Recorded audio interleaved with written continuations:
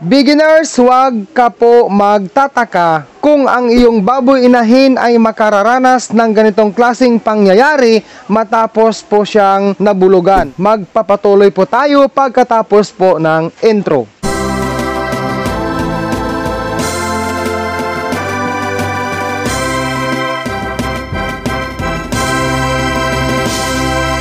Bago tayo magpatuloy, kung ikaw po ay baguhan pa lang dito sa aking channel, kung hindi ka pa ho nakapag-subscribe, mag-subscribe ka na po at i-click mo ang notification bell para po updated ka palagi sa mga bago ko pong ina-upload sa simple video sa pag-aalaga po ng baboy. Sabi po ni Kabayang Karkar Baronda, Kuya Dudong, yung inahin kong bagong pinakastahan kahapon, may lumalabas na parang malagkit na puti. Ang tawag dyan, kabayan, ay, or mga beginners, ang tawag dyan ay backflow.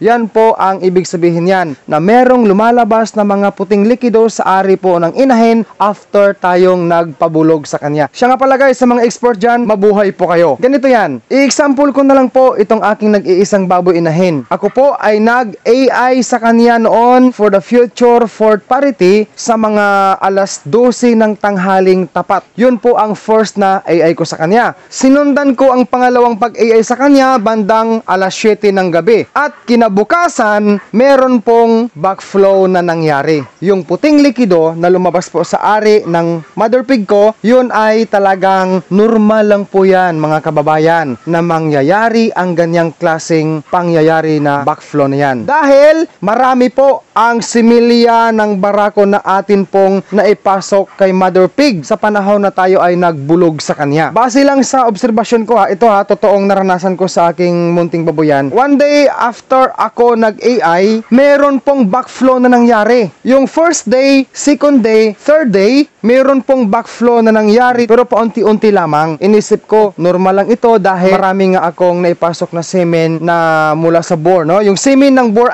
sa panahon na ako po ay nag-AI. Ang King's Vita Plus Animal Feed Supplement, mabibili po sa Agribet Stores nationwide. Meron pong dalawang link sa description para po sa mga nais mag-direct order at nandyan din po sa description ang link kung paano po ito gamitin sa atin pong baboy. Subscribe for more upload. God bless po sa ating lahat.